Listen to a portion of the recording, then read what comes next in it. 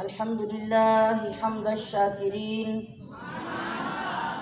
والصلاة والسلام على سيد المرسلين أما بعد فأعوذ بالله من الشيطان الرجيم بسم الله الرحمن الرحيم شهر رمضان الذي أنزل فيه القرآن قال الله تبارك وتعالى في مقام آخر إن هذا القرآن يهدي للتي هي أقوم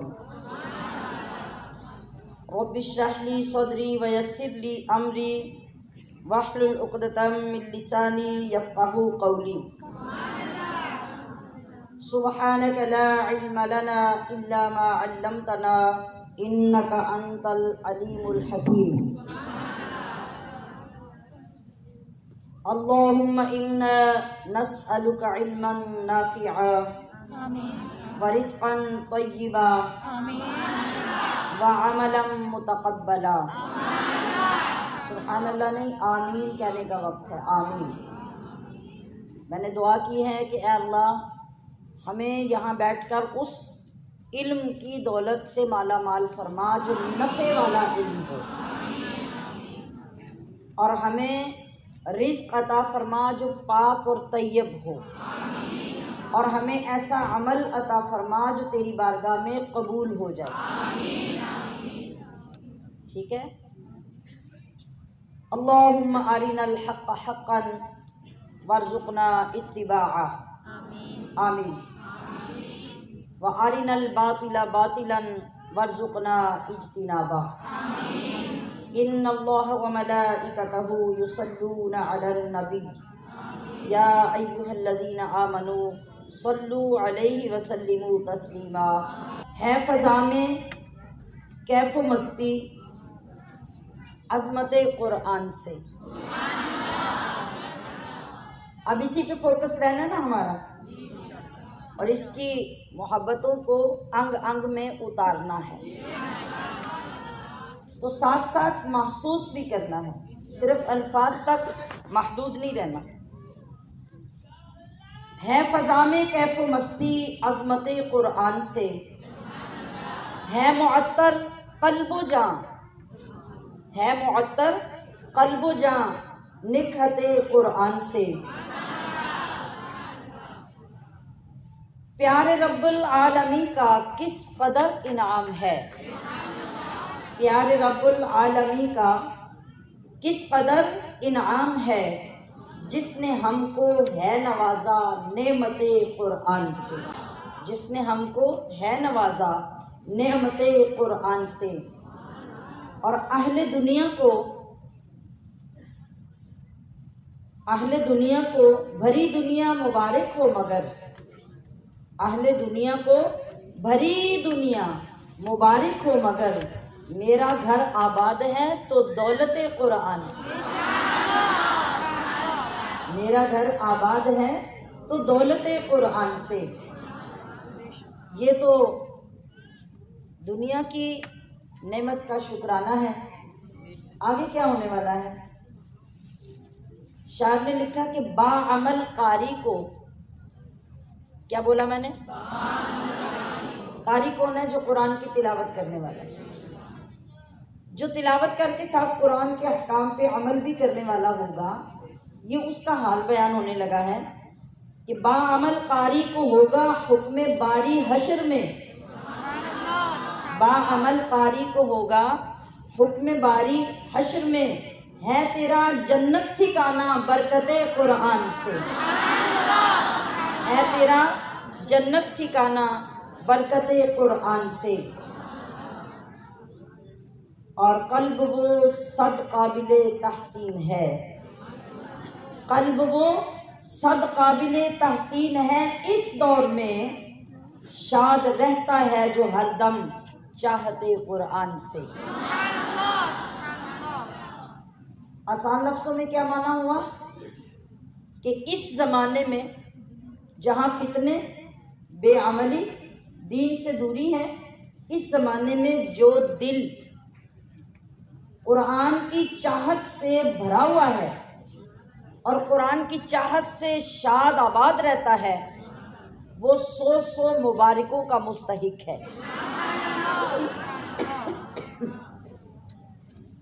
قلب وہ صد قابل تحسین ہے اس دور میں، شاد رہتا ہے جو ہر دم چاہتے قرآن سے۔ نام میں ایسی حلاوت کل زمانے میں نہیں، نام میں ایسی حلاوت یعنی مٹھاس، شیرینی، نام میں ایسی حلاوت کل زمانے میں نہیں جو ملی میری زباں کو مدحت قرآن سے،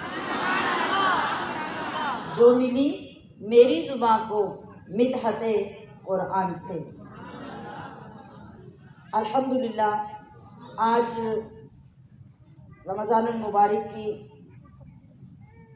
دوسری نشست میں 2 رمضان کو ہم روہتاس میرج ہال میں حاضر ہیں، اور اس بات پہ بے انتہا خوشی منانے کے حقدار ہیں کہ اللہ نے ہمارے دل میں اپنے کلام اور اپنی گفتگو کی چاہت پیدا کی، اور ہم اس کو سننے اور اس کو سمجھنے کے لیے اپنے دل میں محبت محسوس کر رہے ہیں۔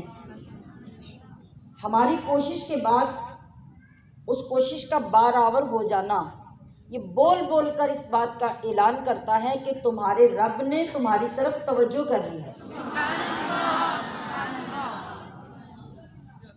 تو اللہ تعالیٰ نے ہمیں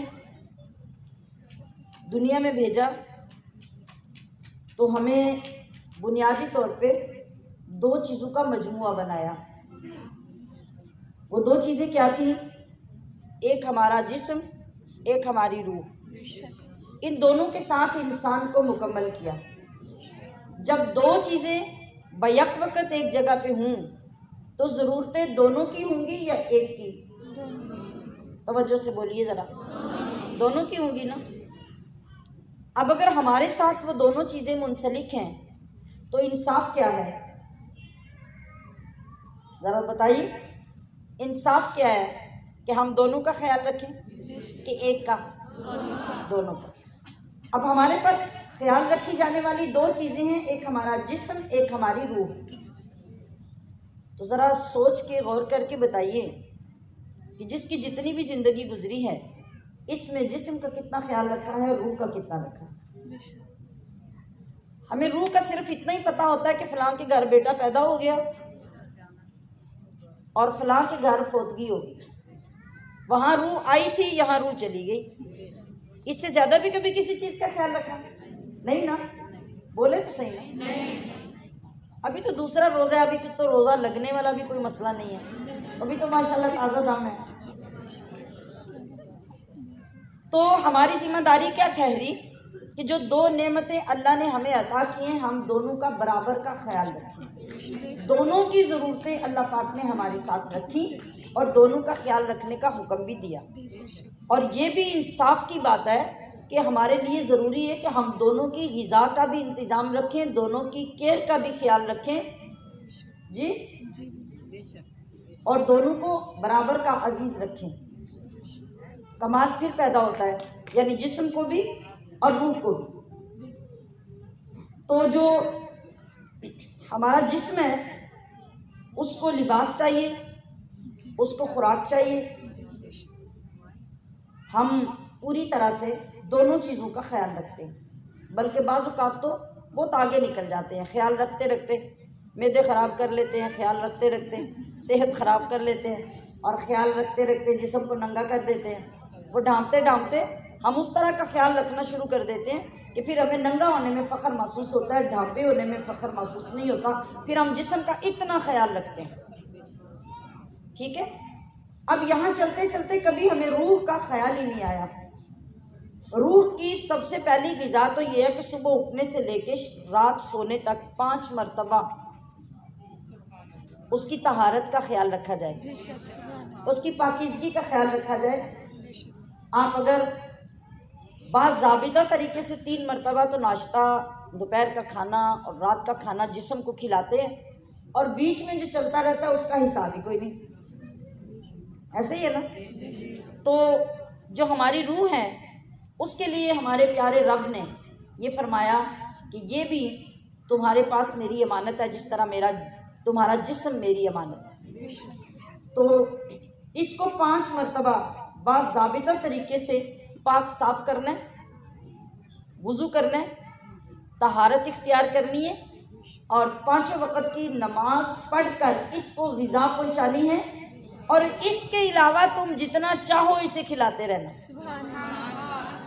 کبھی کلمے کی غذا دینا، کبھی درود کی غذا دینا، کبھی استغفار کی غذا دینا، یہ ساری غذائیں بھی تمہیں جب چاہو اسے کھلاتے جانا۔ یہ زیادہ خوراک سے بیمار نہیں ہوگا بلکہ زیادہ طاقتور ہوگا۔ تمہارا جسم زیادہ خوراک سے بیمار ہو جائے گا مگر تمہاری روح زیادہ خوراک سے زیادہ طاقتور ہوتی جائے گی، اس کا نور بڑھتا جائے گا، اس کی پاور زیادہ ہوتی جائے گی، اور جتنی اس کی پاور اور اس کی نورانیت زیادہ ہوگی اتنا تمہیں اپنے رب کا قرب نصیب ہوتا جائے گا۔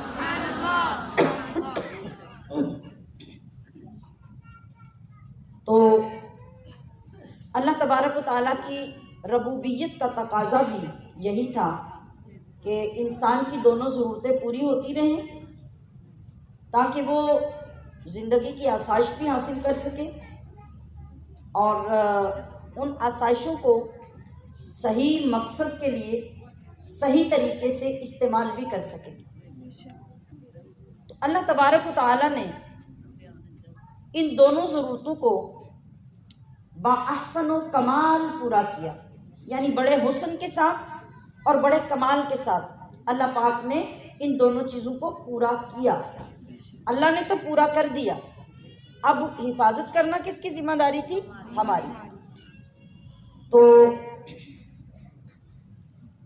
جس طرح اللہ رب العزت نے ہماری جسمانی ضروریات کی تسکین کے لیے زمین اور آسمان میں بہت ساری قوتیں ہمیں عطا کی،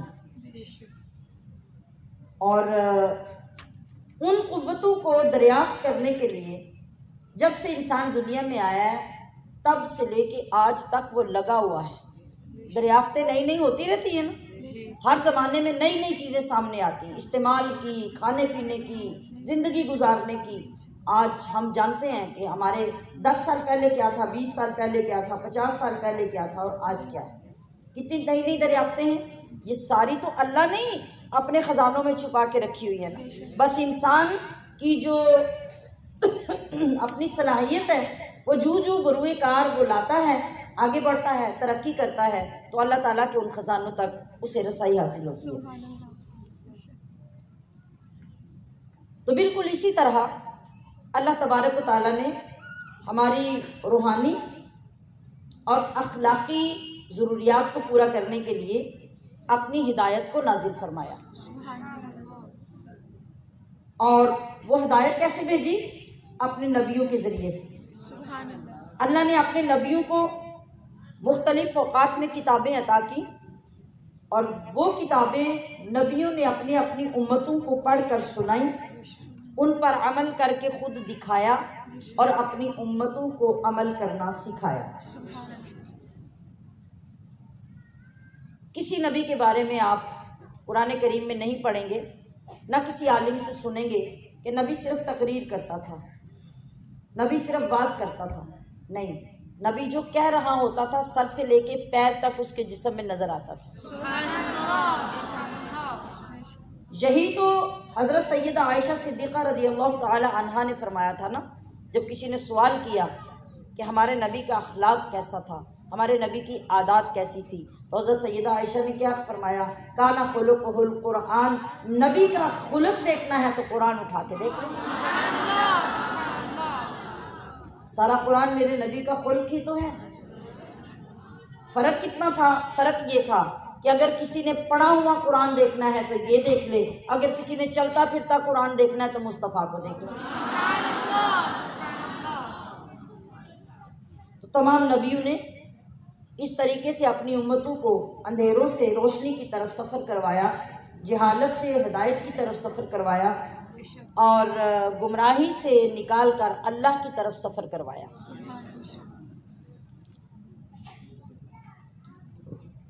اور یہ ہدایت کسی زمانے میں دنیا سے اٹھائی نہیں گئی، ہر زمانے میں زمانے کی ضرورت کے مطابق نبیوں کے ذریعے سے ہدایت آتی رہی، زمانے جو بدلتے رہے اور ان کے جو تقاضے ہوتے رہے، اللہ پاک اس کے مطابق نبی بھیجتا رہا اور زمانوں کے وہ تقاضے پورے کر کے لوگوں کو اس کے مطابق وہ ہدایت دیتا رہا۔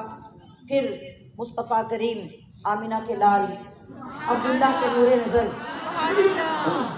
نبیوں کے سرور، اللہ کے دلبر کا زمانہ جب آیا تو اللہ تبارک و تعالیٰ نے فرمایا کہ اے زمانے والوں، اب بس، اب جتنے زمانے آئیں گے ان سارے زمانوں پہ غالب آنے والا ایک اپنا محبوب بھیج دیا ہے۔ اب قیامت تک تغیرات زمانہ ہوتے رہیں مگر میرا نبی اتنا کامل ہے، میرا محبوب اتنا مکمل اور اتنا اکمل ہے کہ ہر زمانے پہ راج میرے نبی کا ہوگا، ہر زمانے پہ سنت میرے نبی کی غالب ہوگی، ہر زمانے کو میرے نبی کے اخلاق کافی ہوں گے، اس کے بعد اب کسی کے آنے کی ضرورت نہیں ہوگی۔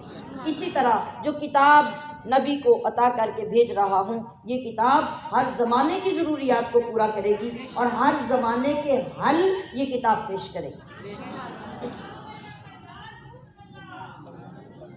تو آپ دیکھیے، غور کیجیے کہ ہمیں اپنے اوپر کتنا فخر ہونا چاہیے۔ ہماری آنے والی نسلیں کبھی یہ نہیں کہہ سکیں گی کہ قرآن اس زمانے تک ہے اور اب کے بعد کوئی اور کتاب آئے گی اور اس کی ہدایت دنیا میں نافذ کی جائے گی، نہیں۔ ہماری جتنی نسلیں پیدا ہوتی رہیں، ہر ایک کو اسی بات پہ فخر ہوگا کہ ہمارے باپ دادا اور ان کے باپ دادا کی کتاب ہدایت بھی قرآن تھا اور ہماری کتاب ہدایت بھی قرآن۔ بس توجہ کرنے کی بات ہے نا، تو ہم الحمدللہ توجہ کرنا شروع ہو گئے ہیں۔ اب ہمارے اندر یہ فخر پیدا ہوگا اور ہم خود پہچانیں گے کہ اللہ نے ہمیں کتنی شان عطا کی ہے۔ دیکھیں، جب ہم بیان کرتے ہیں قرآن کی شان تو ہم کہتے ہیں کہ زبور اپنے زمانے میں آئی، ختم ہو گئی، توریت آئی، ختم ہو گئی، اور انجیل آئی، ختم ہو گئی، ان کی تعلیمات ختم ہو گئی، ان کے زمانے ختم ہو گئے، مگر جس نبی کو اللہ نے قرآن دیا وہ نبی سارے نبیوں کا سردار، اور جو قرآن دیا وہ ساری کتابوں کی سردار، اور اس نبی کو جو امت عطا کی، اس لفظ پہ غور کیجئے، اس نبی کو جو امت عطا کی وہ ساری امتوں کی سردار۔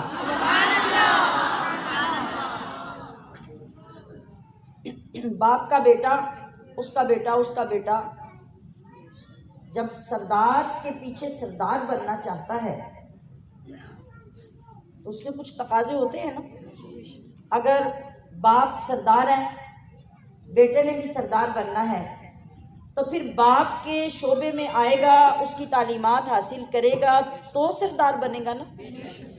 باپ تو بہت پڑھا لکھا ہو، بڑا سلجھا ہوا، بااخلاق باکردار انسان ہو، اور بیٹا چٹا ان پڑھ اور ساری زندگی بری صحبتوں میں گزارے، آپ اس کو سردار بنا لیں گے؟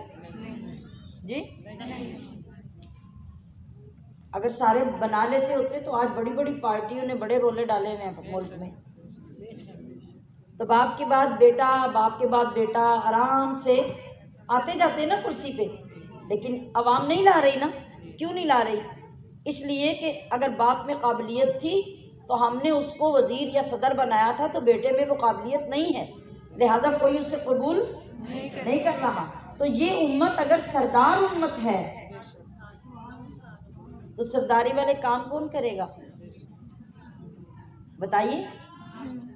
اگر قرآن کتابوں کی سردار ہے اور اس سردار کی وجہ سے ہمیں سرداری ملی ہے، تو اس سردار سے ہمارا تعلق ہی جب قائم نہیں ہوگا، اس سردار کو کھول کر ہم اس کا پیغام ہی نہیں پڑھیں گے، تو پھر سرداری ہمیں کیسے ملے گی؟ پھر بات اتنی ہی رہ جائے گی کہ نبی نبیوں کے سردار، کتاب کتابوں کی سردار، امت کی سردار، تو نعرہ تکبیر لگ گیا، بس بات ختم ہوگی۔ اتنی سرداری ہمیں چاہیے کیا بس اتنے پہ ہم خوش ہیں؟ نہیں، خوش نہیں ہیں۔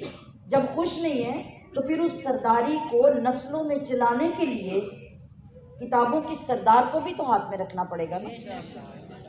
اس کو بھی تو سیکھنا پڑے گا۔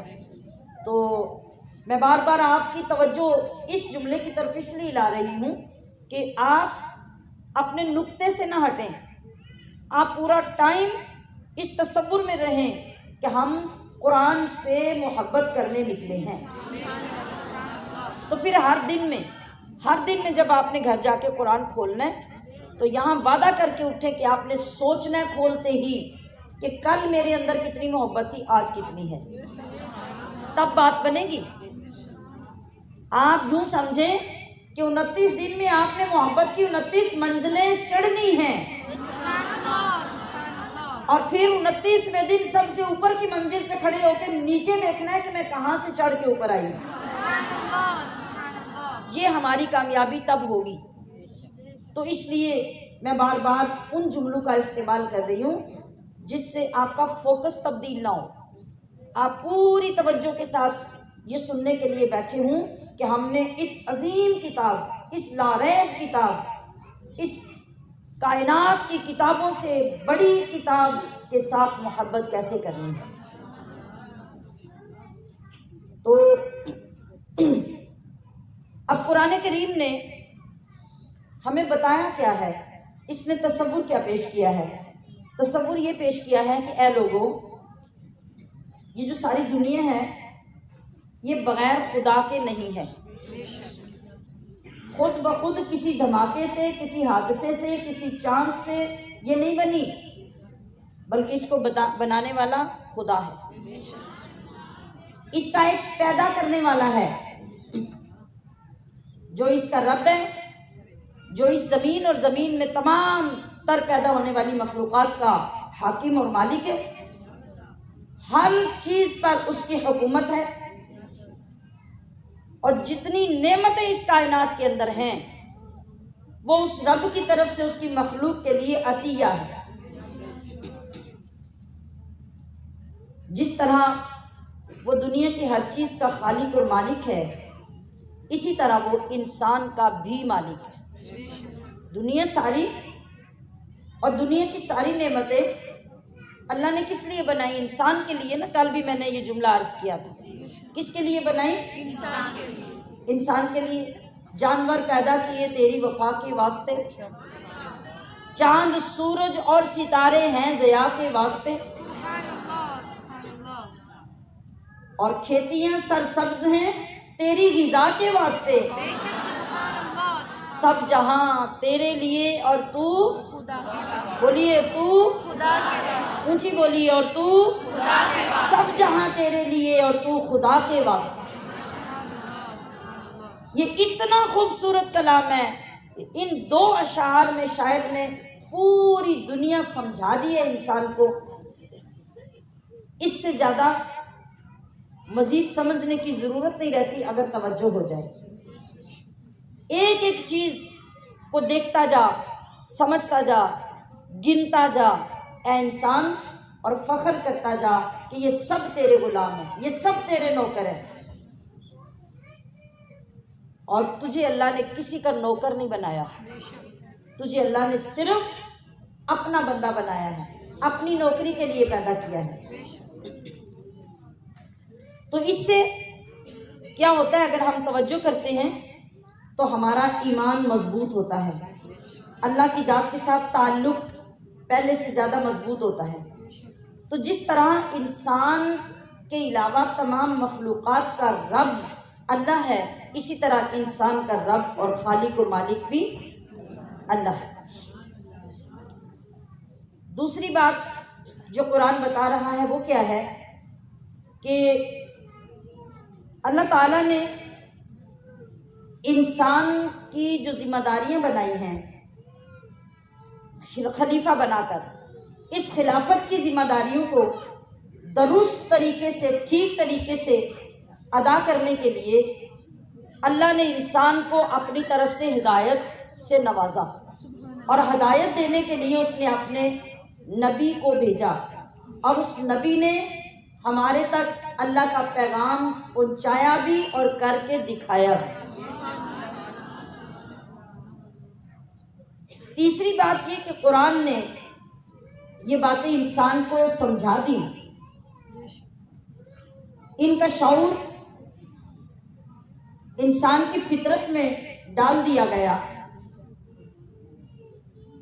اور بندگی کے راستے کی تشریح، توضیح، آسانی کے لیے سب سے پہلے اللہ نے اس زمین پر سیدنا حضرت آدم علیہ السلام کو بھیجا۔ اس کے بعد پھر یہ سلسلہ نبیوں کا چلتا رہا حتیٰ کہ محبوب خدا احمد مجتبیٰ صلی اللہ علیہ وسلم کی آمد ہوئی۔ آپ نے بے شمار قربانیاں دے کر اپنی امت کو سیدھی راہ پہ ڈالا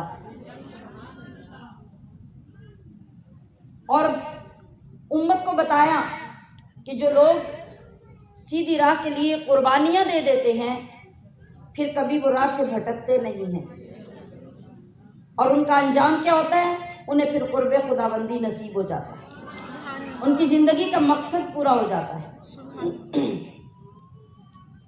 اور قرآن مزید اپنی حیثیت کو، اپنے مقام کو، اپنی اتھارٹی کو یوں واضح کرتا ہے، فرماتا ہے ذالک الکتاب لا ریب فیہ ھدی للمتقین۔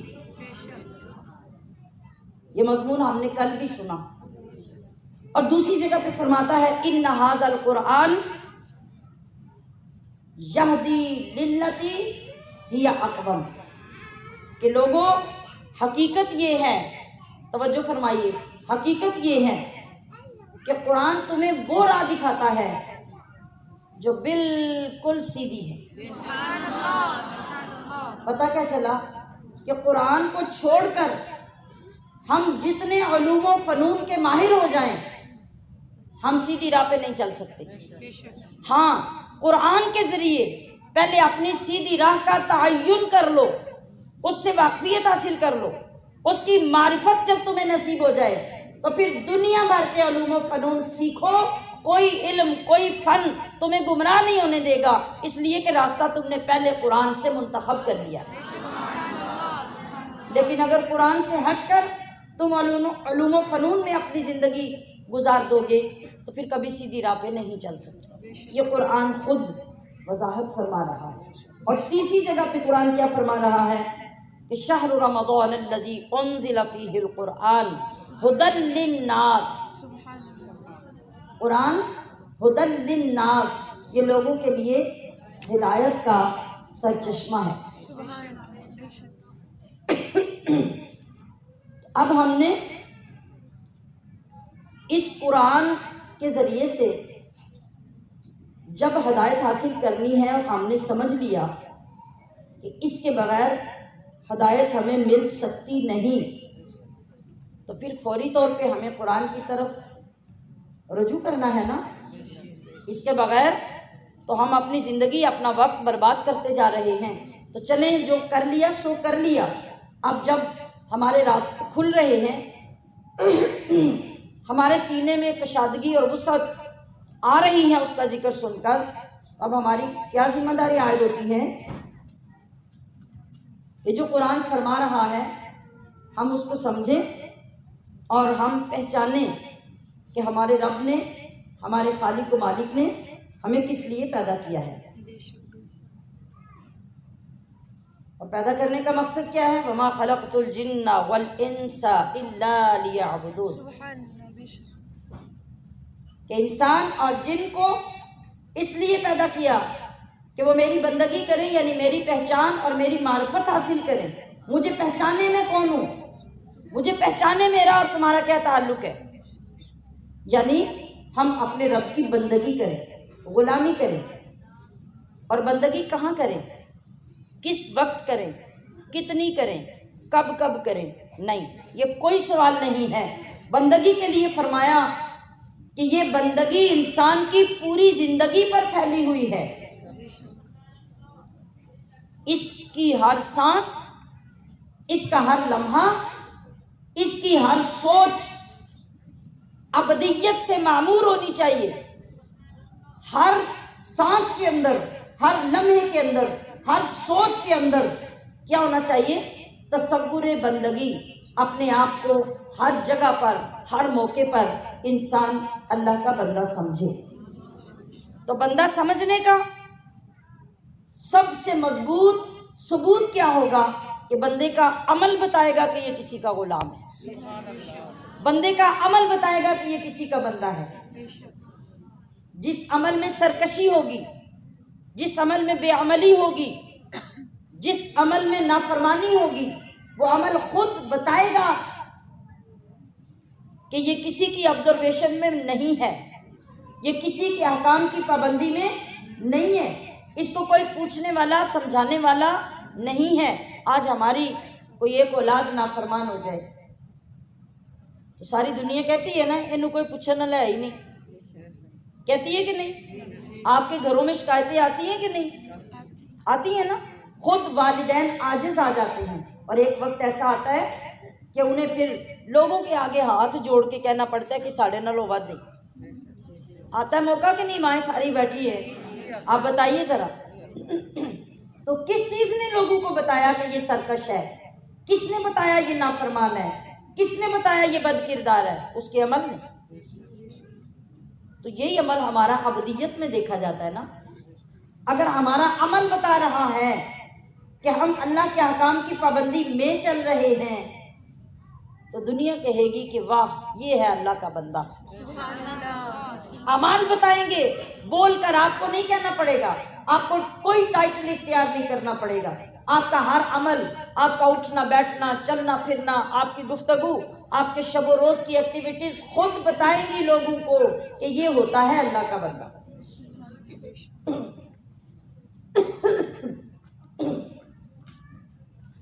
تو سامعات محتشم، اب وہ تقسیم ختم ہو گئی عمل کی جو ہم نے خود سے بنا رکھی ہے۔ ہم رمضان میں اللہ کے بندے ہوتے ہیں، عید والے دن کسی اور کے۔ کتنی آسانی سے سمجھ آ گیا معیار بندگی کا۔ رمضان میں ہم اللہ کے بندے ہوتے ہیں، عید والے دن کسی اور کے۔ اور اگر کوئی ایونٹ آ گیا، کوئی فنکشن آ گیا، تو پھر تو کہنے میں کوئی شک ہی نہیں رہے گا کہ پھر ہم شیطان کے بندے ہوتے ہیں۔ ہماری بندگی کا کیا معیار ہے؟ ہم فوتگی پہ اور ہوتے ہیں، فوتگی پہ پہلی دفعہ ملنے والا بندہ دوسری دفعہ آپ کو شادی پہ ملے تو کیا صورتحال ہوگی؟ 10 دفعہ آپ کے پاس سے گزر جائے گا تو آپ کو پہچان نہیں سکے گا۔ ایسے ہی ہے نا؟ تو کس کے بندے ہیں ہم؟ ذرا سوچیں، آج فیصلہ تو کریں، بندے کس کے ہیں ہم؟ جب اللہ ایک ہے، زندگی ایک ہے، معیار ایک ہے، اور ہر لمحے ہر موقع پہ اس نے ہمیں اپنی عبودیت کا پابند فرمایا ہے، تو ہم کدھر چل رہے ہیں؟ ہمارے کتنے خدا ہیں؟ ہمارا شادی پہ خدا اور ہوتا ہے، عید پہ اور ہوتا ہے، سالگرہ پہ اور ہوتا ہے، اور رمضان میں ہمارا اپنا ہی اللہ ہوتا ہے۔ فوتگی ہو جائے تب بھی اپنا ہی ہوتا ہے، پھر ہم بڑے نیک بنے ہوتے ہیں ماشاءاللہ سے، ڈھونڈ کے سفید چادر نکال کے اوپر لیتے ہیں، چٹی سفید۔ یہ چیزیں ایسی ہیں کہ بڑے لائٹ طریقے سے میں حقیقتوں سے پردہ اٹھا رہی ہوں، اور یہ ہمارے اپنے ماحول کی باتیں، ہمارے اپنے معاشرے کی باتیں، ہمارے اپنے خاندانوں کی باتیں ہیں، یہ کہیں باہر سے نہیں ہیں۔ بس صرف ہمیں توجہ کرنے کی ضرورت ہوتی ہے۔ شیطان ہماری توجہ ہٹا دیتا ہے، اور اللہ کے دین کی یہ برکت ہے کہ جب ہم اس کی محفل میں آ کے بیٹھتے ہیں تو رب ہماری توجہات کو درست کر دیتا ہے۔ تو اگر ہم ان چیزوں کو سیکھتے ہیں تو اٹھتے ہوئے، یہ پوائنٹ دے رہی ہوں آپ کو، اٹھتے ہوئے ہمیں اپنی جھولی کا خیال رکھنا چاہیے۔ آپ جب بیٹھتے ہیں، ابھی بہت سارے لوگوں کی جھولیوں میں آپ کے پرس بھی ہیں، بیگ بھی ہیں، موبائل بھی ہیں۔ آج میری بات مانیں، اٹھتے ہوئے جھولی کی طرف توجہ کیے بغیر اٹھ کے چلے جائیے گا، بڑا فائدہ ہو جائے گا میرج ہال والوں کو، ہے کہ نہیں؟ آپ کے پرس ادھر رہ جائیں گے، آپ کے موبائل ادھر رہ جائیں گے، آپ کے پیسے ویسے جو آپ کے پاس ہیں وہ ادھر رہ جائیں گے، تو آپ توجہ کے بغیر جھولیاں خالی لے کر اٹھ جائیے گا۔ کریں گے ایسے؟ بولے تو صحیح نا، نہیں کریں گے تو محفل سے اٹھتے ہوئے تو بہت سے لوگ ایسے کر جاتے ہیں، کرتے ہیں کہ نہیں؟ جھولی خالی ہو جاتی ہے، وہ جھولی اٹھتے ہوئے سنبھالتے نہیں ہیں۔ جھولی کے اندر کتنی قیمتی چیزیں ہوتی ہیں، میرے نبی کے فرمودات ہوتے ہیں، میرے رب کے اعلانات ہوتے ہیں، قرآن عظیم کی آیات ہوتی ہیں، ہماری زندگی کے ماڈل ہوتے ہیں، جو ہم نے قیمتی چیزیں حاصل کی ہوتی ہیں یہاں بیٹھ کے، وہ ساری ہمارے دامن میں ہوتی ہیں۔ تو جب ہم اٹھنے لگتے ہیں شیطان ہمارا دامن جھاڑ دیتا ہے کہ ان چیزوں کو یہیں چھوڑ جاؤ، جاؤ باہر نکل کے ویسے ہی کرو جیسے پہلے کرتی ہو۔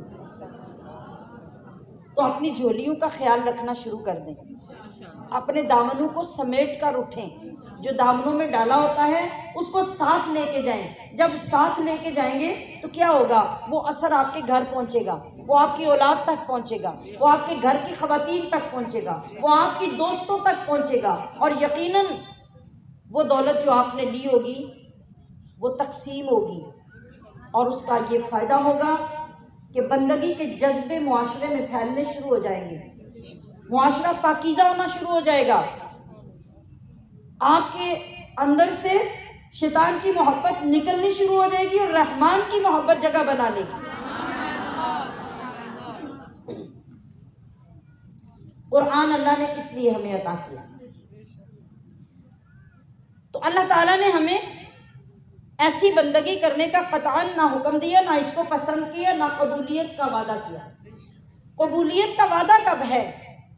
فرمایا ادخلوا فی السلم کافہ، کہ اے لوگوں اسلام میں پورے کے پورے داخل ہو جاؤ، آدھے تیتر آدھے بٹیر نہ بنو، آدھے اندر آدھے باہر نہ رہو۔ کیا کرو؟ ادخلوا فی السلم کافہ، پورے کے پورے۔ پورے کا پورا کیا ہوتا ہے؟ سر سے لے کے پیروں کے ناخنوں تک پورا سراپا مسلمان کر لے، پورے سراپے پہ اسلام نافذ کر لے، ہر موقع پہ مسلمان نظر آئے، اور اتنے بہترین مسلمان نظر آئیں، اتنے خوبصورت مسلمان نظر آئیں کہ آپ کو دیکھ کر لوگوں کا دل کرے کہ ایک دم ہم بھی مسلمان ہو جائیں، ایسے مسلمان بن جائیں۔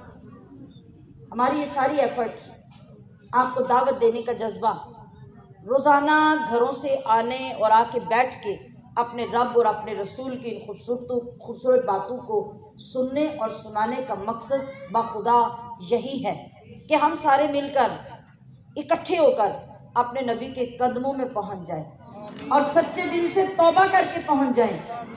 تو حضور کے قدموں میں جب اتنے امتی توبہ کر کے جمع ہو کے جائیں گے تو یقیناً آپ کی رحمت جوش میں آئے گی، آپ کو دیکھ کر خوشی ہوگی کہ میری اتنی امت گمراہی سے ہدایت اور رحمت کی طرف آ رہی ہے۔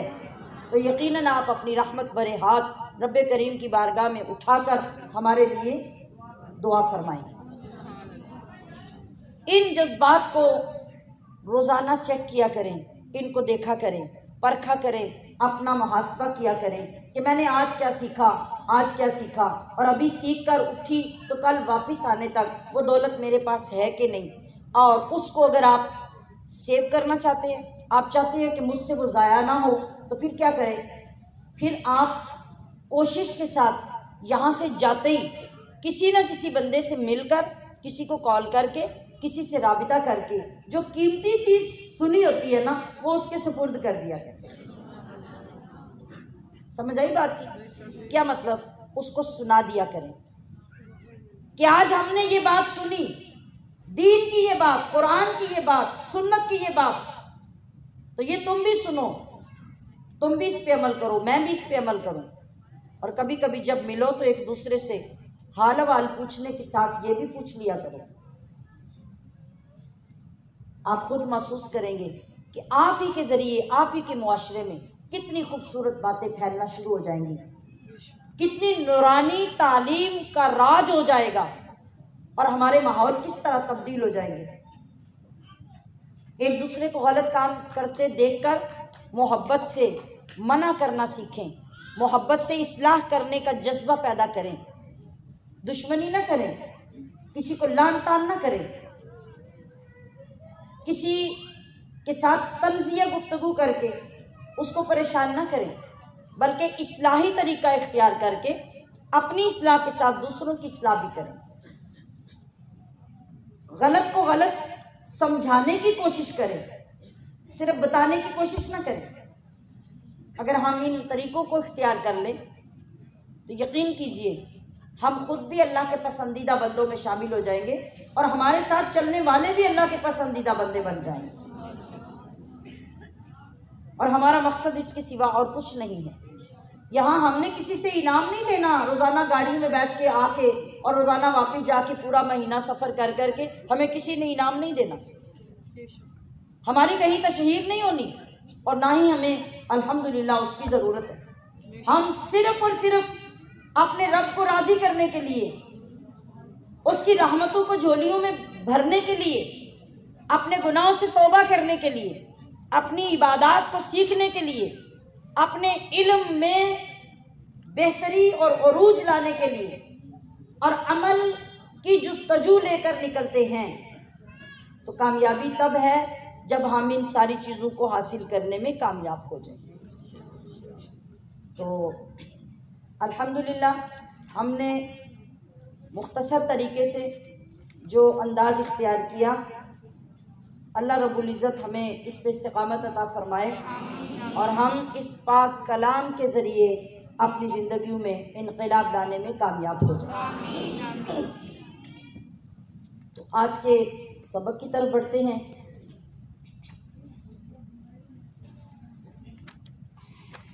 تاکہ کل کے سبق کے بعد آج کی نشست میں ہمارے لیے اس پاک کلام میں جو پیغام ہے اسے ہم سن کر اپنے دلوں میں اتار سکیں۔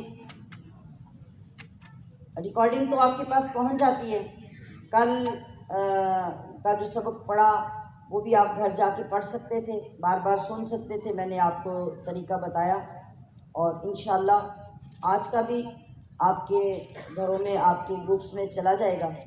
آپ اس کو بھی کل تک سن کر یاد کر سکتے ہیں، ترجمہ بھی بار بار ایک بار بھی سن لیں تو آپ کو بہت ساری چیزوں کی سمجھ آ جاتی ہے، اور ساتھ مل کر پڑھنے سے آپ کو پڑھنے کا شوق بھی مزید پیدا ہو جائے گا اور پڑھنے کی استعداد بھی پیدا ہو جائے گی۔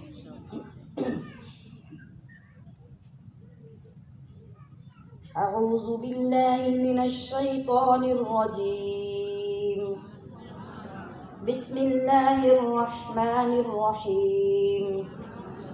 وَإِذْ قَالَ رَبُّكَ لِلْمَلَائِكَةِ إِنِّي جَاعِلٌ فِي الْأَرْضِ خَلِيفَةً قَالُوا أَتَجْعَلُ فِيهَا مَن يُفْسِدُ فِيهَا وَيَسْفِكُ الدِّمَاءَ وَنَحْنُ نُسَبِّحُ بِحَمْدِكَ وَنُقَدِّسُ لَكَ قَالَ إِنِّي أَعْلَمُ مَا لَا تَعْلَمُونَ۔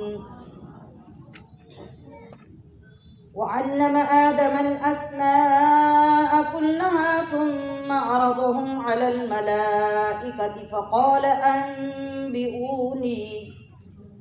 فقال أنبئوني بأسماء هؤلاء إن كنتم صادقين قالوا سبحانك لا علم لنا إلا ما علمتنا إنك أنت العليم الحكيم قال يا آدم أنبئهم بأسمائهم فلما أنبأهم بأسمائهم قال ألم أقل لكم إني أعلم غيب السماوات والأرض وأعلم ما تبدون وما كنتم تكتمون وَإِذْ قُلْنَا لِلْمَلَائِكَةِ اسْجُدُوا لِآدَمَ فَسَجَدُوا إِلَّا إِبْلِيسَ أَبَى وَاسْتَكْبَرَ وَكَانَ مِنَ الْكَافِرِينَ وَقُلْنَا يَا آدَمُ اسْكُنْ أَنْتَ وَزَوْجُكَ الْجَنَّةَ وَكُلَا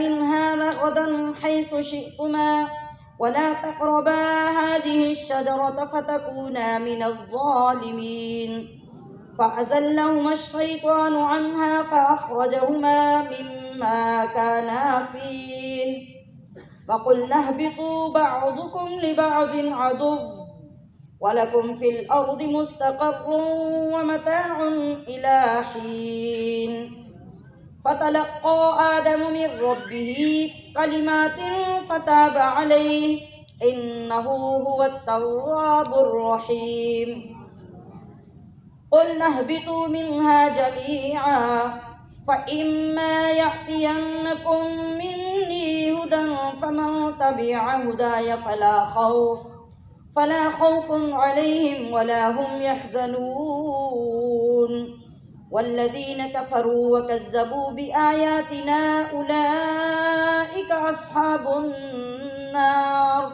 هم فيها خالدون يا بني إسرائيل اذكروا نعمتي التي أنعمت عليكم وأوفوا بعهدي أوف بعهدكم وإياي فارهبون وآمنوا بما أنزلت مصدقا لما معكم ولا تكونوا أول كافر به ولا تشتروا بآياتي ثمنا قليلا وإياي فاتقون ولا تلبسوا الحق بالباطل وتكتموا الحق وأنتم تعلمون وأقيموا الصلاة وآتوا الزكاة واركعوا مع الراكعين أتأمرون الناس بالبر وتنسون أنفسكم وأنتم تتلون الكتاب أفلا تعقلون واستعينوا بالصبر والصلاة وإنها لكبيرة إلا على الخاشعين الذين يظنون أنهم ملاقو ربهم وأنهم إليه راجعون يا بني إسرائيل اذكروا نعمتي التي أنعمت عليكم وأني فضلتكم على العالمين واتقوا يوما لا تجزي نفس عن نفس شيئا ولا يقبل منها شفاعة ولا يؤخذ منها عدل ولا هم ينصرون وإذ نجيناكم من آل فرعون يسومونكم سوء العذاب يذبحون أبناءكم ويستحيون نساءكم وفي ذلكم بلاء من ربكم عظيم وإذ فرقنا بكم البحر فأنجيناكم وأغرقنا آل فرعون وأنتم تنظرون وإذ واعدنا موسى 40 ليلة ثم اتخذتم العجل من بعده وأنتم ظالمون ثم عفونا عنكم من بعد ذلك لعلكم تشكرون وإذ آتينا موسى الكتاب والفرقان لعلكم تهتدون وإذ قال موسى لقومه يا قوم إنكم ظلمتم أنفسكم باتخاذكم العجل فتوبوا إلى بارئكم فاقتلوا أنفسكم ذلكم خير لكم عند بارئكم فتاب عليكم إنه هو التواب الرحيم وإذ قلتم يا موسى لن نؤمن لك حتى نرى الله جهرة فأخذتكم الصاعقة وأنتم تنظرون ثم بعثناكم من بعد موتكم لعلكم تشكرون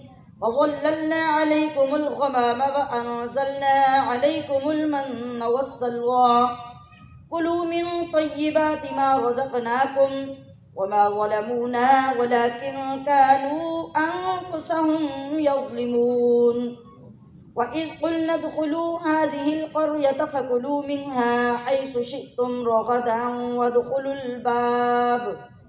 وادخلوا الباب سجدا وقولوا حطة نغفر لكم خطاياكم وسنزيد المحسنين فبدل الذين ظلموا قولا غير الذي قيل لهم فأنزلنا على الذين ظلموا رجزا من السماء بما كانوا يفسقون صدق اللہ العظیم۔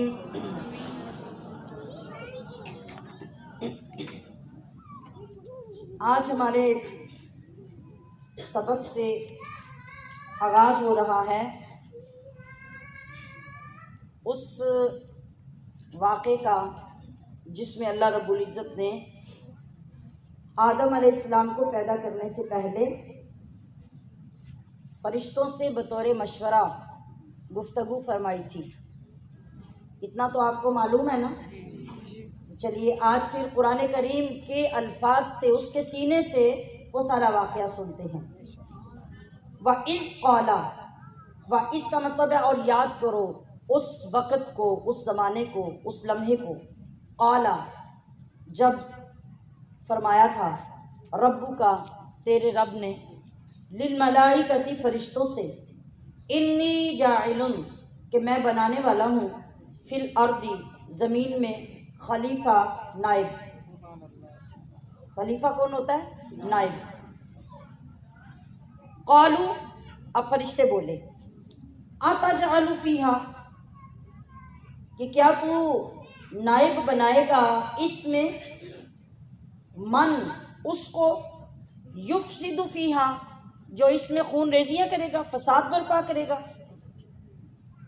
وَيَسْفِكُ الدِّمَاء، خون فساد کرے گا، وَيَسْفِكُ الدِّمَاء، اور خون بہائے گا، وَنَحْنُ، اور ہم تو، نسبح، تسبیح کرتے ہیں، بحمدک، تیری حمد کی یا تجھے سراہتے ہوئے تیری تسبیح کرتے ہیں، وَنُقَدِّسُ، اور ہم پاکی بولتے ہیں، لَکَ، تیری، قَالَ إِنِّي أَعْلَمُ، اللہ نے فرمایا کہ بے شک میں وہ کچھ جانتا ہوں، مَا لَا تَعْلَمُونَ، جو تم نہیں جانتے۔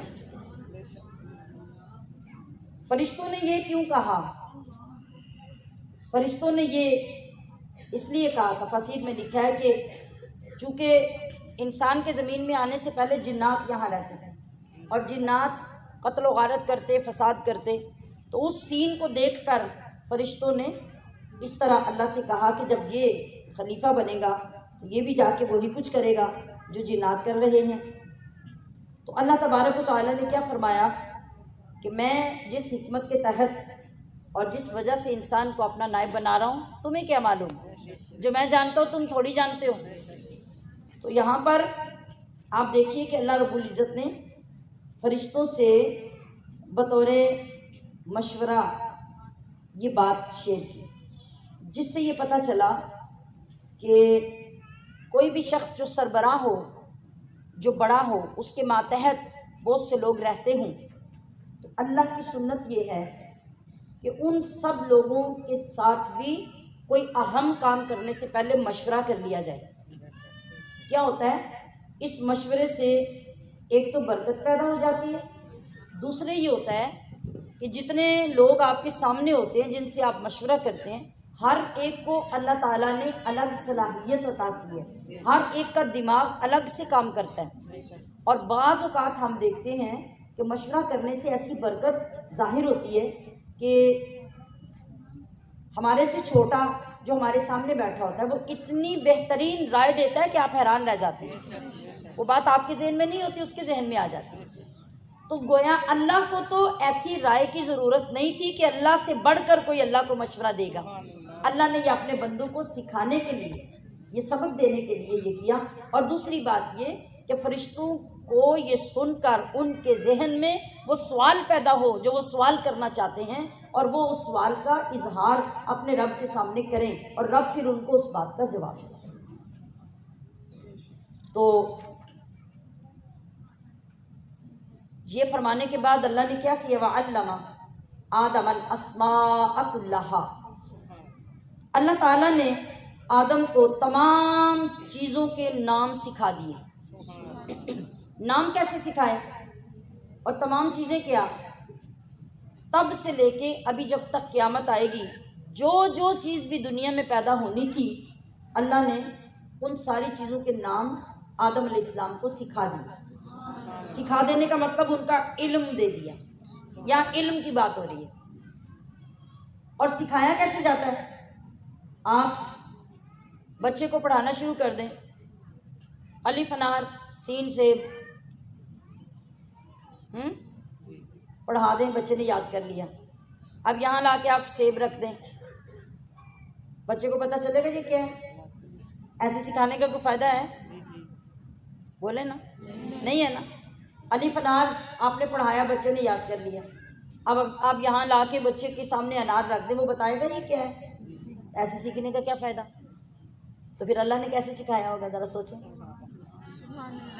کیا منظر ہوگا؟ جب آدم کو پیدا کیا تو قیامت تک کائنات میں جو چیز پیدا کرنی تھی وہ سب لا کے آدم کے سامنے رکھی۔ اور جس طرح آپ اگر کلرز والا قاعدہ لے کے بچے کو پڑھاتے ہیں نا، انگلی رکھ کے کہ یہ الف ہے اور یہ انار ہے اور یہ سین ہے اور یہ سیب ہے، تو پھر جب پہلی مرتبہ بچہ باہر نکلتا ہے نا تو ریڈی پہ پڑا ہوا سیب دیکھتا ہے تو وہ زور زور سے کہتا ہے سین سیب، وہ سیب ہے، میں نے وہ دیکھا ہوا ہے، میں نے وہ بک پہ پڑھا ہوا ہے۔ اب مزہ ہے نا سیکھنے کا، کہ وہ جہاں دیکھے گا اس کو پہچان ہوگی۔ تو اللہ رب العزت نے آدم علیہ السلام کو کیسے سکھایا ہوگا؟ دنیا بھر میں قیامت تک پیدا ہونے والی چیزیں سامنے رکھ کر ان کی پہچان کروائی اور ان کو سکھایا۔ پھر کیا کیا؟ ثم اعرضهم، پھر وہ ساری کی ساری چیزیں سامنے لا کے رکھی، علی الملائکہ، فرشتوں کے سامنے لانے کا مطلب کہ فرشتوں کے سامنے سے پردے ہٹا دیے، وہ چیزیں سامنے پیش کی جیسے آدم کے سامنے پیش کی۔ فقالا، پھر اللہ نے فرمایا فرشتوں ذرا ادھر دیکھو، اور انبئونی، ذرا مجھے بتاتے جاؤ، باسمائی ہؤلاء، یہ جو سب کچھ تمہیں نظر آ رہا ہے نا، مجھے ان کے نام تو ذرا بتاتے جاؤ۔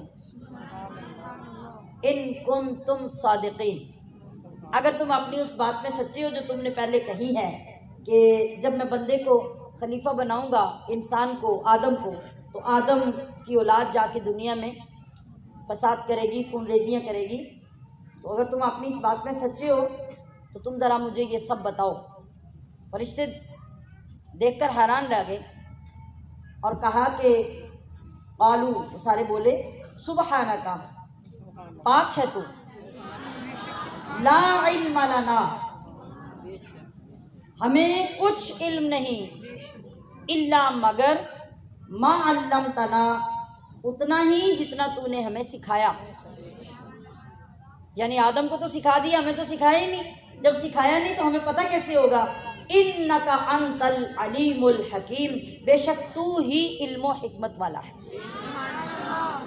اب ان کی سمجھ میں بات آ گئی کہ اللہ اگر تو آدم کو اپنا خلیفہ بنا کے دنیا میں بھیج رہا ہے اور خلیفہ بنا کے پیدا کرنا چاہتا ہے تو تیری حکمتیں تو ہی جانتا ہے اور اس کا علم تیرے ہی پاس ہے، ہمارے پاس علم نہیں۔ قال یا آدم، اب جو آدم کو پہلے پڑھا لیا تھا، سکھا لیا تھا، اب آدم کی طرف رب کریم متوجہ ہوا اور فرمایا یا آدم انبئہم، اب تم ذرا بتاؤ، باسمائہم، ان تمام چیزوں کے نام۔ فلما انبأہم، جب آدم علیہ السلام نے ان ساری چیزوں کے نام بتا دیے، باسمائہم، قال، اب اللہ نے فرمایا الم اقل لکم، کیا میں نہ کہتا تھا تمہیں، انی اعلم، کہ میں ہی جانتا ہوں، غیب السماوات والارض، جو کچھ آسمانوں اور زمین کے غیب ہیں، وَأَعْلَمُ مَا تُبْدُونَ، اور میں ہی جانتا ہوں جو کچھ تم ظاہر کرتے ہو، وَمَا كُنْتُمْ تَكْتُمُونَ، اور جو کچھ تم چھپاتے ہو۔ یہ دو باتیں کیوں کہیں؟ جو تم ظاہر کرتے ہو اور جو تم چھپاتے ہو۔ یہاں اللہ تعالیٰ نے ان دو لفظوں کو بول کر جو فرشتوں کے دلوں کے اندر کی بات تھی نا، اس کی طرف اشارہ کر دیا۔ اور وہ کیا بات تھی؟ تبدون تو یہ تھا کہ فرشتے بول پڑے کہ یا اللہ ہم تیری تسبیح و تقدیس کرتے ہیں، تیری بندگی کرتے ہیں، ہم وقت تیری عبادت میں لگے رہتے ہیں، تو اب تجھے عبادت کے لیے کسی کو پیدا کرنے کی کیا ضرورت ہے؟ یہ تو تھا ظاہر، یہ تو انہوں نے بول کر کہہ دیا۔ اب فرشتوں نے چھپایا ہوا کیا تھا جس کا اللہ نے اعلان کیا کہ ما کنتم تکتمون، جو تمہارے اندر چھپا ہوا ہے میں وہ بھی جانتا ہوں۔ وہ چھپا ہوا یہ تھا کہ فرشتوں نے جب یہ اپنی بندگی، عبادت اور تسبیح و تقدیس کا ذکر کیا تو اپنے دلوں کے اندر سوچا کہ اگر کسی کو خلیفہ بنانا ہی تھا تو پھر ہمیں بنا دیتا۔ مطلب بندگی تو تیری ہم کرتے ہیں اور بے شمار بندگی کرتے ہیں، ہم وقت بندگی کرتے ہیں، تو پھر خلیفہ ہمیں کیوں نہیں بنایا؟ اللہ نے کہا جو تم نے چھپایا مجھے وہ بھی پتہ ہے، اور جو تم نے ظاہر کیا مجھے وہ بھی پتہ ہے۔ وَإِذْ قُلْنَا لِلْمَلَائِكَةِ، اللہ فرماتا ہے پھر اس وقت کو بھی یاد کرو جب ہم نے فرشتوں سے کہا تھا اسجدوا لآدم، چلو اب آدم کو سجدہ کرو۔ پہلے بڑائی منوا لی فرشتوں سے، برتری منوا لی اور بتا دیا کہ عبادت کا بڑا مقام ہے، عبادت کا بڑا مرتبہ ہے، لیکن یاد رکھو جب عبادت اور علم کا مقابلہ کیا جائے گا تو علم اتنے عروج پہ بندے کو لے جائے گا کہ فرشتوں کو بھی آ کے قدموں پہ سجدہ کرنا پڑے گا۔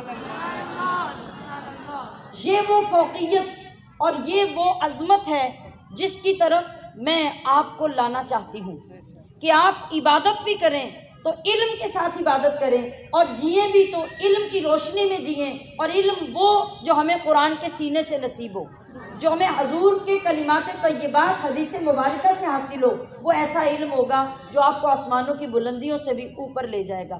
اسی علم نے آدم علیہ السلام کو مسجود ملائکہ بنایا، اور اللہ نے فرشتوں سے فرمایا کہ اب آؤ میرے آدم کو سجدہ کرو، کہ تعظیم مسلم ہو گئی کہ جو آدم کو میں نے علم دے کے، جو برتری دے کے پیدا کیا، وہ تمہارے پاس نہیں ہے۔ تو ذرا سوچئے کہ جس انسان کے پاس علم آ جاتا ہے، اور علم بھی معرفت خداوندی کا، قرآن کا علم، حدیث کا علم، دین کا علم، آخرت کا علم، اور اس کے ساتھ ہی دنیا کا علم، تو اس کی لونڈی ہے۔ جب یہ چیزیں حاصل ہو جاتی ہیں تو پھر انسان کا مقام کتنا عرفہ ہو جاتا ہے۔ تو اللہ فرما رہے فسجدوا، حکم سنتے ہی سب فرشتوں نے سجدہ کر لیا، الا ابلیس، سوائے ابلیس کے، ابا، اس نے انکار کیا، واستکبر، اور غرور کیا، وکان من الکافرین، ان دونوں کاموں کا انجام یہ ہوا کہ وہ کافر ہو گیا۔ سارا علم، سارا مقام، سارا مرتبہ کس وجہ سے جاتا رہا؟ اللہ کے نبی کا انکار کرنے کی وجہ سے، اور اپنی عبادت پر تکبر اور غرور کرنے کی وجہ سے سب کچھ خاک میں مل گیا، کچھ بھی باقی نہ رہا۔ تو وہ سجدہ جو آدم علیہ السلام کو کروایا گیا وہ عبادت کا سجدہ نہیں تھا، کیونکہ عبادت کسی بھی دور میں اللہ کے سوا کسی کی کرنا نہ درست رہا، نہ درست ہے، اور نہ ہوگا۔ یہ حرام ہے تو اللہ تعالیٰ کسی حرام کا حکم تو نہیں دے سکتا۔ اب وہ سجدہ جو تھا جو آدم علیہ السلام کو کرنے کا حکم دیا گیا تھا وہ تعظیم کا سجدہ تھا، اور وہ اس دور میں، اس شریعت میں، اس وقت میں یہ جائز تھا۔ لیکن ہمارے پیارے نبی صلی اللہ علیہ وسلم کو اللہ کریم نے جو شریعت عطا فرمائی، اس شریعت میں تعظیم کا سجدہ حرام ہے۔ اسی لیے آپ کسی دربار پہ، کسی مزار پہ، کسی اللہ کے ولی کو یا کسی استاد کو آپ سجدہ کر کے اس کی تعظیم کا اظہار قطعاً نہیں کر سکتے۔ اگر جائز ہوتا تو پھر شریعت میں اس کی اجازت ہوتی۔ اللہ کے سوا اب کسی کے لیے کوئی سجدہ نہیں ہے۔ پھر اللہ فرما رہا ہے وَقُلْنَا، جب یہ سین دکھایا گیا تو ہم نے کہا اے آدم اسکن انتا، تم رہو، وزوجکا، اور تمہاری بیوی، الجنتا، جنت میں، یعنی جنت میں جا بسو، جنت میں سکونت اختیار کرو، وَكُلَا مِنْهَا رَغَدًا، اور وہاں سے جا کے بے روک ٹوک اپنی مرضی سے کھاؤ پیو، حیث شئتما، جو تمہارا جی چاہے، وَلَا تَقْرَبَا، اور ہاں سنو، جہاں سے جو مرضی جتنا چاہو کھاؤ پیو، جہاں چاہو جاؤ، جہاں چاہو بیٹھو، مگر وَلَا تَقْرَبَا، ہاذہ الشجرۃ، یہ جو ایک درخت ہے نا اس کے قریب مت جانا، قریب ہی نہیں جانا۔ اور یہ آج بھی آپ جانتے ہیں نا کہ جہاں کسی جگہ یا کسی کام کی سخت ممانعت ہو تو آرڈر کرنے والا کیا کہتا ہے، کرنا یا دیکھنا یا ہاتھ لگانا تو دور کی بات ہے، قریب ہی نہیں جانا۔ سخت ممانعت کا یہ مطلب ہوتا ہے۔ تو فتکون من الظالمین، اگر مطلب ایسا کر لیا تو پھر تم حد سے بڑھنے والوں میں ہو جاؤ گے۔ فأزلہم الشیطان، تو ان دونوں کو شیطان نے لغزش دی۔ فأخرجہما، پھر ان دونوں کو وہاں سے الگ کر دیا، مما کانا فی، جس میں وہ تھے یعنی جنت میں۔ وقلنا اہبطوا، اور ہم نے ان سے فرمایا کہ نیچے اترو، بعضکم لبعض عدو، آپس میں تمہارا ایک دوسرے کا دشمن ہوگا، اور وَلَكُمْ فِي الْأَرْضِ مُسْتَقَرٌّ، تمہارے لیے زمین میں ایک وقت تک ٹھہرنا ہوگا، وَمَتَاعٌ إِلَىٰ حِينٍ، اور زمین کی چیزوں کو ایک وقت تک برتنا ہوگا، اور پھر سب کچھ وہاں چھوڑ کر واپس آنا ہوگا۔ برتنے کا یہی مطلب ہے کہ وہاں تمہاری ملکیت نہیں ہے، صرف برتنے کے لیے چیزیں دی گئی ہیں اور ایک مقررہ وقت کے لیے تمہیں بھیجا جا رہا ہے۔ یہاں اللہ تبارک و تعالیٰ نے جو قرآن پاک میں لفظ استعمال کیا فتکون من الظالمین، اگر تم اس درخت کے قریب چلے گے تو تم، ترجمہ میں نے کیا کیا، حد سے بڑھنے والوں میں ہو جاؤ گے، اور لفظ ظالم کا ترجمہ کیا بنتا ہے، ورنہ تم ظالم ہو جاؤ گے۔ اللہ تعالیٰ اپنے نبی کے لیے جو بھی لفظ استعمال کرے وہ اللہ کے شایان شان ہے، ہم کسی نبی کے لیے ظالم کا لفظ استعمال نہیں کر سکتے۔ اسی طرح اللہ تعالیٰ کوئی بھی اور لفظ اپنے نبی کے لیے استعمال کرے جو ہم عام لوگوں کے لیے استعمال کرتے ہیں، تو ہم نبی کے لیے اپنی زبان سے وہ لفظ استعمال نہیں کر سکتے۔ اب یہاں ہم یہ سنتے ہیں کہ بہت سے لوگ نبیوں کے لیے وہی عام زبان استعمال کرتے ہیں جو عام بندوں کے لیے کی جاتی ہے۔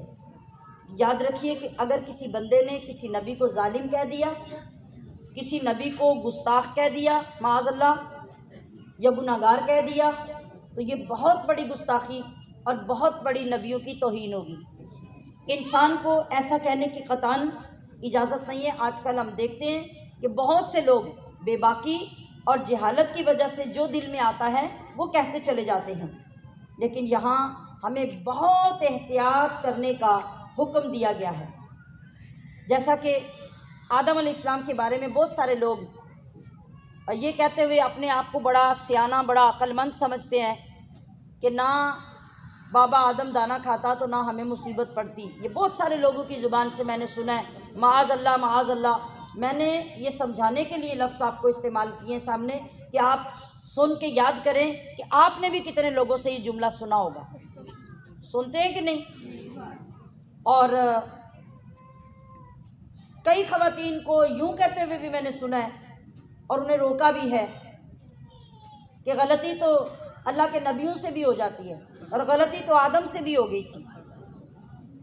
تو نعوذ باللہ یہ کفریہ کلمات ہیں۔ اگر ابھی بھی یہاں بیٹھے لوگوں میں کسی کو ایسا کہنے کی عادت ہے اور زندگی میں کبھی کہا ہو تو اس طرح کلمہ پڑھ کے اپنے آپ کو رب کے حضور پیش کرے جیسے مسلمان ہونے کے لیے پیش کیا جاتا ہے۔ کسی بھی نبی کے لیے ایسا کلمہ کہنے سے ایمان جاتا رہے گا۔ اس کی مثال ایسے ہی ہے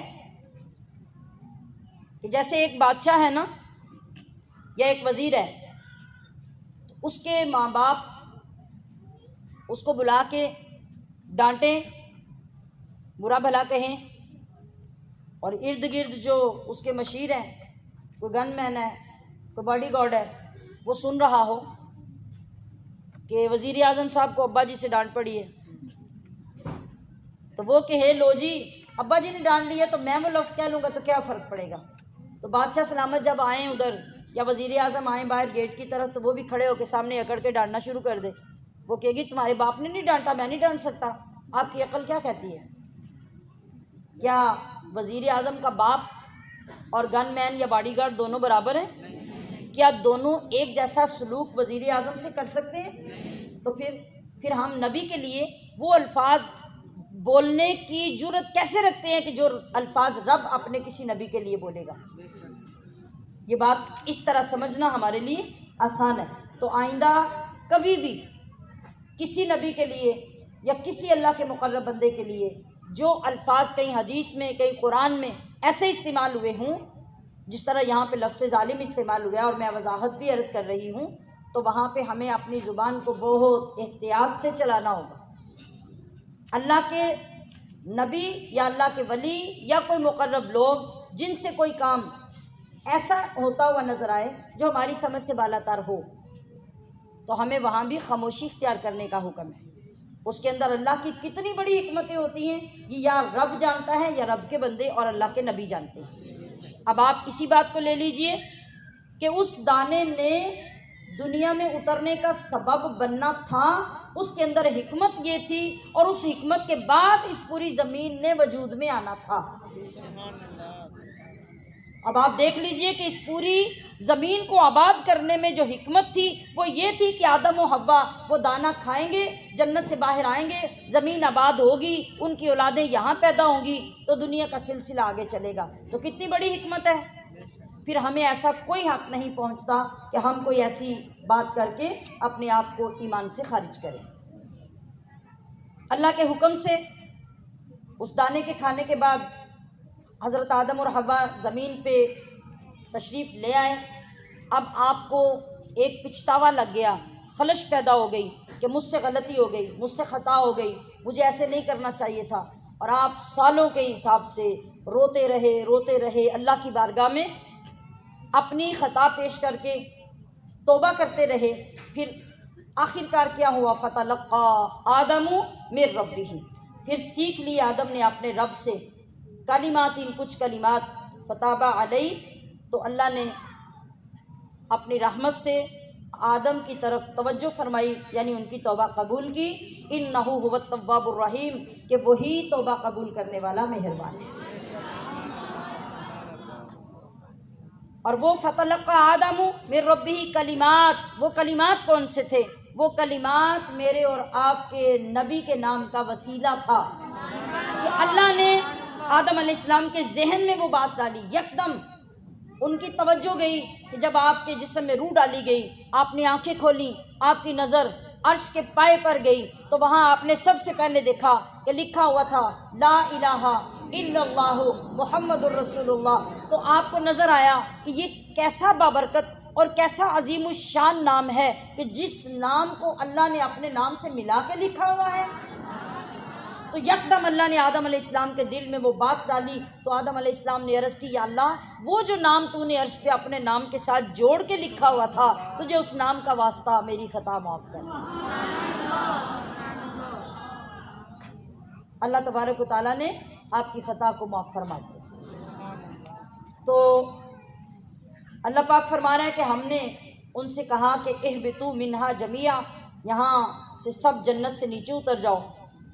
فَإِمَّا يَأْتِيَنَّكُمْ، پھر اگر دیکھیں نا جو آگے حکمت پیش آنی ہے وہ اللہ خود اظہار فرما رہا ہے کہ اگر تمہارے پاس آئے منی، میری طرف سے، ہدن، کوئی ہدایت، فمن تبع ہدایا، تو جو پیروکار ہوگا میری ہدایت کا، فلا خوف علیہم، تو اسے نہ کوئی اندیشہ ہوگا، ولا ہم یحزنون، اور نہ وہ غمگین ہوگا۔ والذین کفروا، اور جو دنیا میں جا کے کفر کریں، وکذبوا بآیاتنا، اور میری آیتوں کو جھٹلائیں گے، اولئک اصحاب النار، وہی دوزخی ہوں گے، ہم فیہا خالدون، ان کو ہمیشہ وہی رہنا ہوگا، وہاں سے نکالے نہیں جائیں گے۔ اب بتائیے، جب ابھی دنیا میں حضرت آدم و حوا کو بھیجا جا رہا ہے تو اچھا اور برا انجام تو اسی وقت بیان کر دیا، طریقے تو اسی وقت بتا دیے کہ وہاں جا کے تم نے کیا کرنا ہے اور کس راستے پہ چلنا ہے، اور جس پہ چلو گے اس کا انجام کیا ہوگا۔ یا بنی اسرائیل، اب یہاں سے آگے مضمون تبدیل ہو گیا۔ اب بنی اسرائیل کون ہے؟ بنی اسرائیل، بنی کا مطلب ہوتا ہے اولاد یا بیٹے، ٹھیک ہے. اسرا کا معنی ہوتا ہے عبد یعنی بندہ. ایل کا مطلب ہے اللہ. یہ عبرانی زبان کا لفظ ہے بنی اسرائیل جو قرآن میں آیا ہے، یہ عربی نہیں ہے، ٹھیک ہے. اس کا مطلب کیا بنا پھر؟ بنی کا مطلب اولاد، اسرا کا مطلب بندہ، اور ایل کا مطلب اللہ. جملہ کیا بنا کہ اے اللہ کے بندے کی اولاد. اب اللہ کا بندہ یہاں کس کو کہا گیا ہے؟ یہ حضرت یعقوب علیہ السلام کو کہا گیا ہے. تو حضرت یعقوب علیہ السلام کی جو اولاد ہے اور آگے جتنی نسلوں میں بھی وہ چلتی گئی، اس سب کو قرآن نے بنی اسرائیل کہہ کے پکارا ہے. یاد رہے گا جی.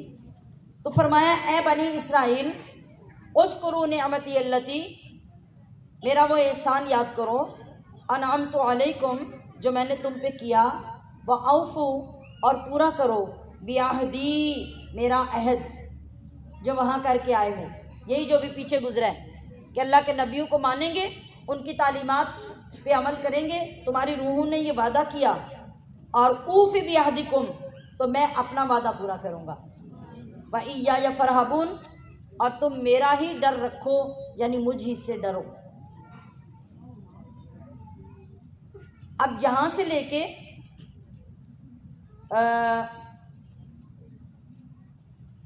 آگے تقریباً 150 نمبر آیت تک مختلف طریقوں سے بنی اسرائیل کے واقعات، ان کے احکام، ان کے برے اعمال، ان کے اوپر کی جانے والی نعمتیں، ان کا مسلسل آگے ذکر آتا جا رہا ہے.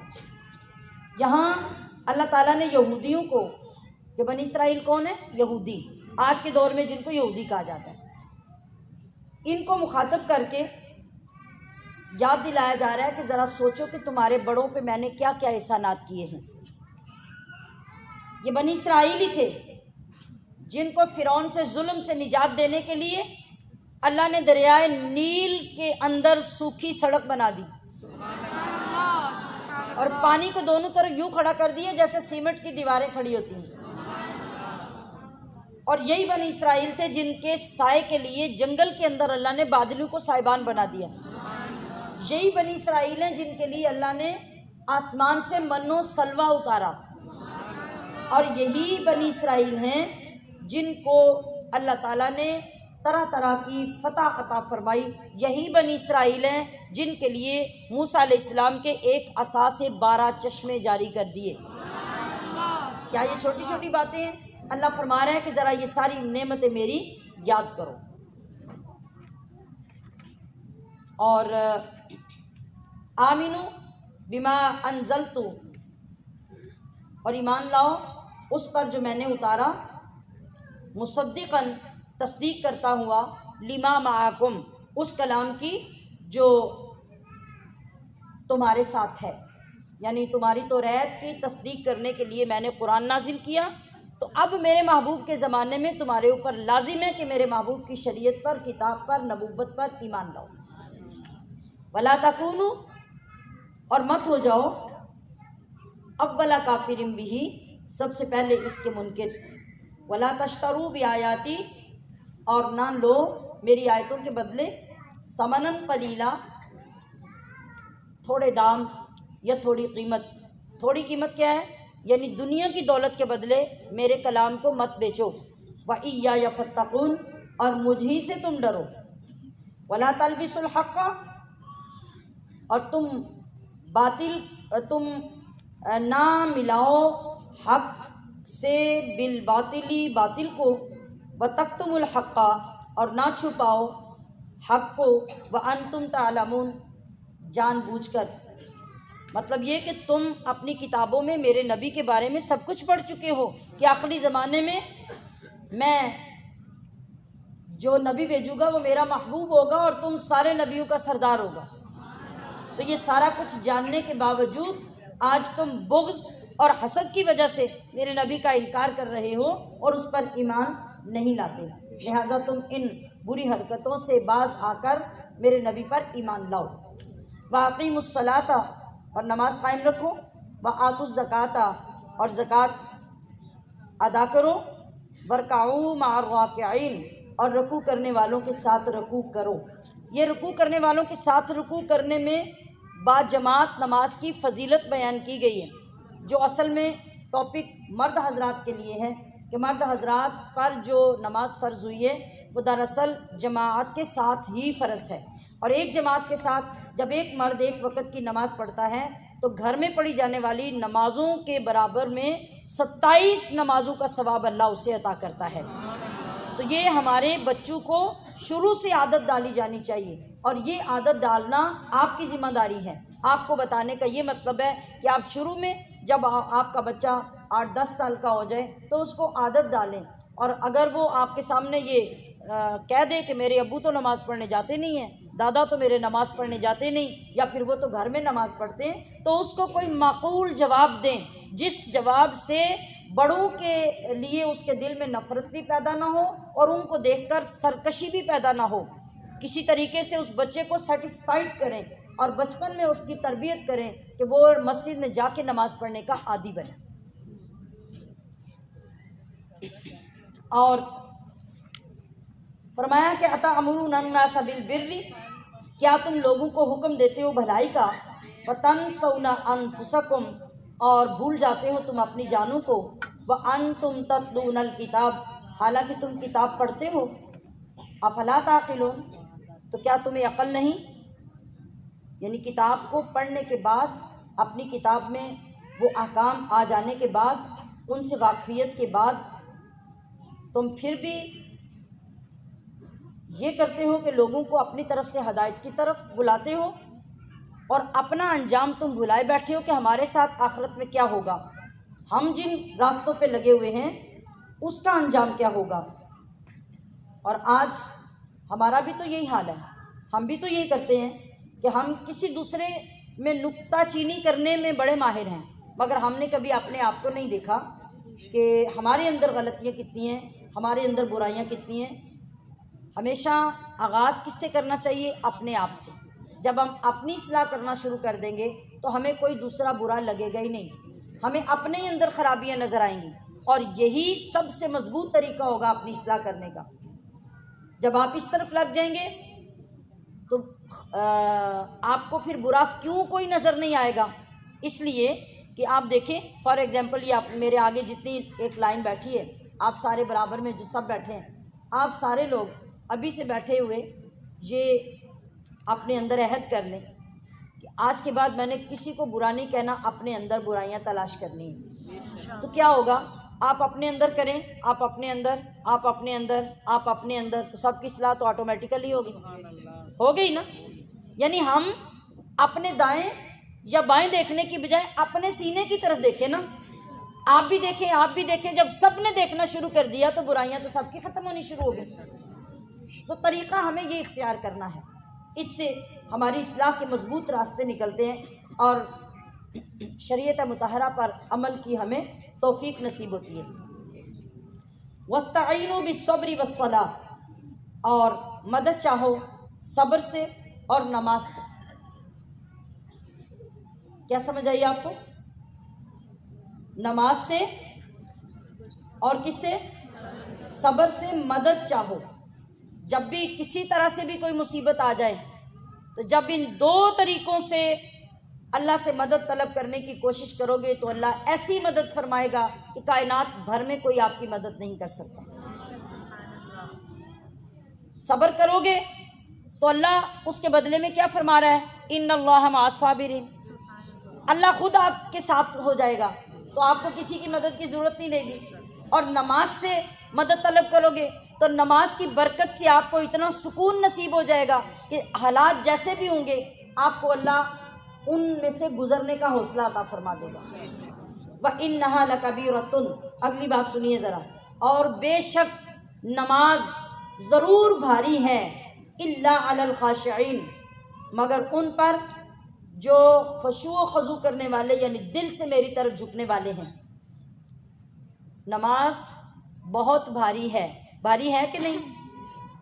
غور کریں نا ذرا، ساری دنیا کے ہم کام کر لیتے ہیں مگر نماز پڑھنا مشکل لگتا ہے، خاص طور پہ رات کو اور اس سے بھی زیادہ خاص طور پہ صبح کو سحری کے وقت اٹھ کے جو گاؤں اور دیہاتوں میں عورتیں رہتی ہیں انہیں جانوروں کے گوبر سنبھالنے پڑیں، ان کے لیے چارہ کاٹنا پڑے، ان کا دودھ دوہنا پڑے، وہ اٹھ کے سارے کام کر لیں گی مگر وضو کر کے نماز پڑھنا ان کے لیے مشکل ہوگا۔ اس لیے یہ قرآن نے بتا دیا، تو بتایا اس لیے نہیں کہ مشکل ہے تو اس سے مشکل ہی سمجھو، نہیں، بلکہ محاسبہ کرو اور اس کو اپنے لیے آسان بناؤ اور اپنے آپ کو خشوع و خضوع کرنے والوں میں شامل کرو۔ الذین یظنون، یہ کون ہے خشوع والے؟ یہ وہ ہیں جن کو یقین ہے انہم ملاقو، کہ انہیں ملنا ہے ربہم، اپنے رب سے، وانہم الیہ راجعون، اور ان لوگوں کو اسی رب کی طرف پلٹ کر جانا ہے۔ تو جب پتہ ہو کہ ایک نہ ایک دن سامنا ہونا ہے تو بندے کو ڈر تو ہوتا ہے نا، ہوتا ہے کہ نہیں؟ تو